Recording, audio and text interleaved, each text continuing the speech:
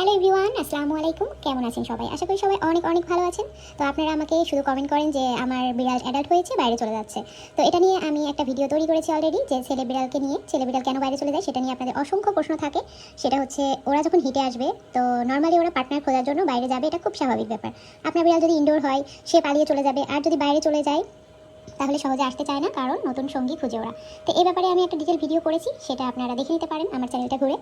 আর আজকে আমি বলে দেবো, একজন আমাকে কমেন্ট করেছেন, মানে অনেকেই কমেন্ট করেছেন, একজন না। তো আজকে রিসেন্টলি একটা কমেন্ট আমি দেখলাম যে আমার বিড়াল তো ছেলে না মেয়ে, তাহলে ও কি বাইরে চলে যাবে বা হারিয়ে যাবে? হ্যাঁ, অবশ্যই হারিয়ে যেতে পারে বা বাইরে যেতে পারে।